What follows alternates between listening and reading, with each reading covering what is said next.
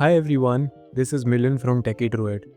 In this video, I'll show you how to set up a dual boot system with Kali Linux and Windows on the same computer.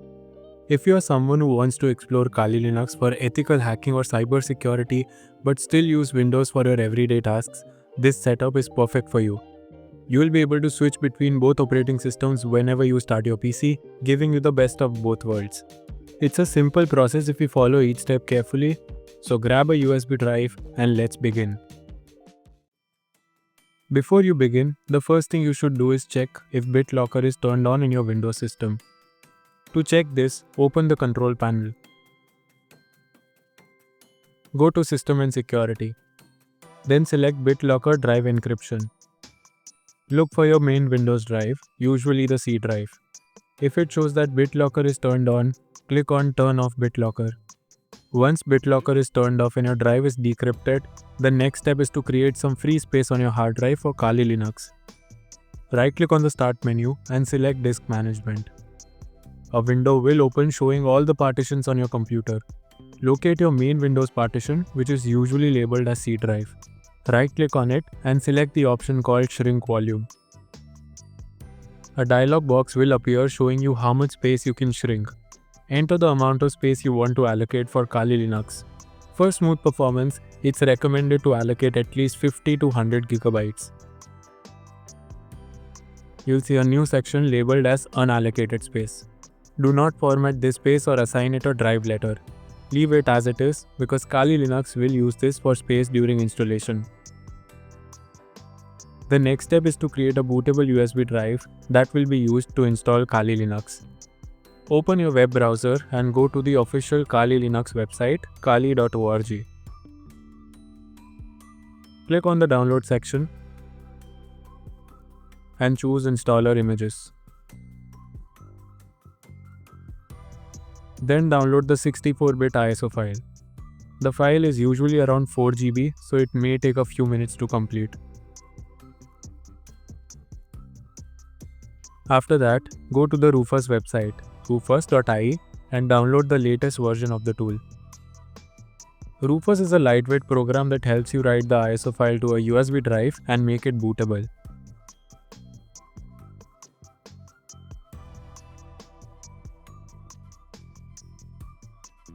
Before creating the Kali Linux bootable USB, it's better to temporarily disable Windows Defender. Sometimes, Windows Defender detects the Kali Linux bootloader files as threats, even though they are harmless and part of the installation process. To avoid any warnings or errors, open the Windows Security app from the Start menu. Go to Virus and Threat Protection. Click on Manage Settings. Turn off Real-Time Protection. Also, turn off Cloud Delivered Protection and Automatic Sample Submission. Once you finish installing Kali Linux, you can come back to the same settings and turn Windows Defender back on. With Defender disabled, you can safely proceed to create the bootable USB using Rufus without any interruptions. Now plug in your USB drive, which should be at least 8 GB in size. Open Rufus and it will automatically detect a USB drive. Under Boot Selection, click on Select and choose the Kali Linux ISO file that you downloaded earlier. Next, look on the Partition Scheme option. If your system uses UEFI, select GPT. If your system uses Legacy BIOS, select MBR. For the file system options, choose FAT32 if you are installing on a modern computer with UEFI, or choose NTFS if FAT32 is not available. Rufus will warn you that all the data on the USB drive will be erased. Click OK to confirm and continue. The process will take a few minutes, and once it's done, your bootable Kali Linux USB drive will be ready. Now that your bootable USB is ready, you need to disable Secure Boot from the BIOS or UEFI settings before installing Kali Linux. Because Secure Boot prevents unauthorized operating systems from loading, and it can block the GRUB bootloader from being installed properly. To enter the BIOS, you can hold down the Shift key and click on Restart. Then go to Troubleshoot Advanced option, and select UEFI firmware settings, and then click Restart. Once you are in the BIOS or UEFI screen, find the option called Secure Boot and set it to Disabled. This option might look slightly different depending on your computer manufacturer, but the goal is to turn it off. After that, set the boot order so that your USB drive is the first boot device. This ensures that your system starts directly from the Kali Linux USB installer. Finally, click Apply and then Save and Exit. Your system will now boot from the USB drive and you will be ready to begin the Kali Linux installation process. So select Graphical Install and press Enter. Choose your preferred language, country, and keyboard layout. Next, the installer will try to detect your network connections, and in most cases, both the Ethernet adapter and the Wi-Fi adapter will be detected successfully. If you want, you can continue the installation using Wi-Fi. Select your Wi-Fi network from the list and click Continue. After that, it will ask for the Wi-Fi password. Enter your password, click Continue again, and the installer will connect to the network. Next, enter a host name for your system. For example, Kali PC. You can leave the domain name field empty.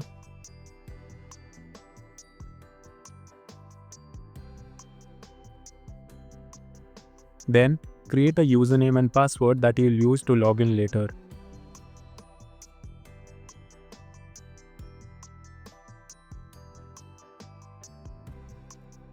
Now the installer will move to the partitioning section, where you will select where to install Kali Linux.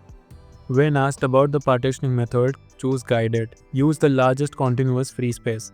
This option automatically uses the unallocated space that you created earlier in Windows for Kali Linux. Next, select all files in one partition. This keeps the system simple and easy to manage. After that, select Finish Partitioning and write changes to disk, and then choose Yes to confirm. The installer will now begin copying and installing the base system. This process can take several minutes depending on your system speed. After that, you will be asked to select the software packages to install. Kali Linux offers multiple desktop environments, and the most commonly used ones are XFCE, Genome, and KDE Plasma. XFCE is lightweight, stable, and performs well on low or mid-range system, which is why it's the best default environment in Kali Linux. Genome provides a modern and polished interface, but it requires more system resources and is better suited for powerful computers. KDE Plasma is another popular choice, known for its smooth animation and highly customizable design, offering a balance between performance and visual appeal. If you are not sure which one to choose, XFCE is the safest option as it runs smoothly on most laptops. If you face any issues or package installation errors during setup, you can simply uncheck the top 10 and default tool options. You can install these tools later after Kali Linux has been successfully installed. After that, the installer downloads and configures a large number of packages, sets up the desktop environment, installs the system utilities, and prepares all the required components for a fully working Kali Linux system. Because these tasks involve unpacking and configuring hundreds of files, the process usually takes around 20 to 30 minutes to complete. During installation, the installer automatically detects that another operating system such as Windows is already present on your computer. When the installer finds an existing OS, it automatically installs Jira bootloader by default and adds both Kali Linux and Windows to the boot menu. This is the standard behavior of the Kali installer, and it ensures that you can choose between the two operating systems every time you start your computer. After the installation finishes, the setup will prompt you to remove the installation media. Remove your USB drive and click Continue to reboot. Once your computer restarts, you will see the Jira boot menu on the screen. From here, you can choose to boot into Kali Linux or Windows Boot Manager. The system will boot for the first time and show the login screen. Enter the username and password that you created during installation. After logging in, the Kali Linux desktop will appear. After installing Kali Linux, the first thing you should do is to open the terminal and update all system packages by typing sudo apt update and sudo apt upgrade y. This will make sure that your Kali Linux installation is fully up to date and running smoothly.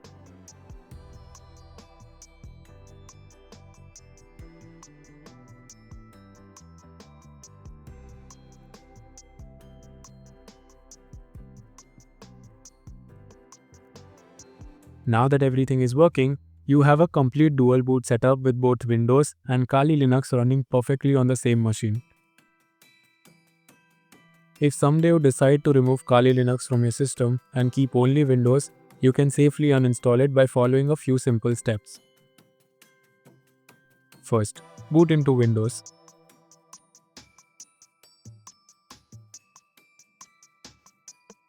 Once you are on the Windows system, right-click on the Start menu and select Disk Management.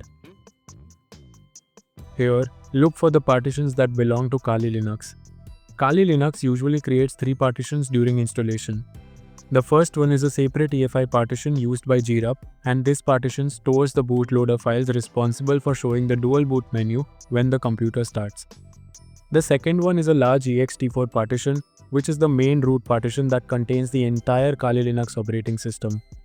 The third one is a swap partition, which works like a virtual memory for Linux and helps the system handle multitasking more smoothly. These 3 partitions are the ones we need to delete to remove Kali Linux completely. However, if you try to delete the Kali EFI partition using disk management, you'll notice that the delete option is disabled. Windows does not allow deleting EFI partitions from disk management. To remove all the Kali partitions safely, including the EFI one, we need to use a third-party tool called a Mini Tool Partition Wizard. It's free and easy to use. Open your web browser and go to the official Mini Tool Partition Wizard website. Download the free version and install it on your computer.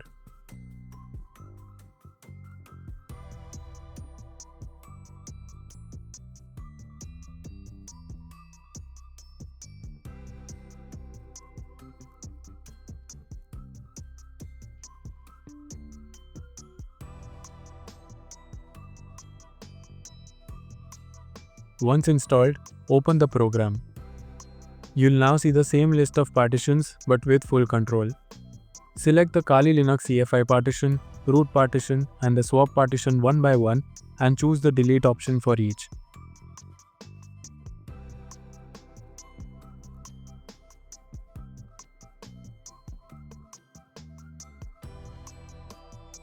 After they are deleted, the space will appear as unallocated. Now click on your main Windows partition, which is usually the C drive, and choose the Move or Resize option. Then move the slider to the right to extend it and reclaim all the freed space. Click Apply to complete the process.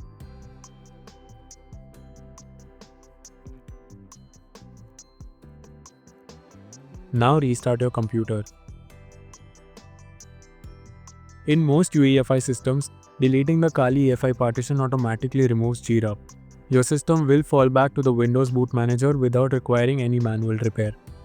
However, if you restart the computer and still see the GRUB menu, then you need to fix the Windows bootloader manually. To do that, boot into the Windows recovery environment.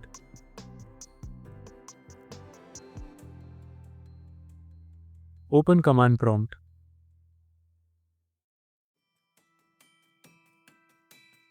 Now run these commands one by one.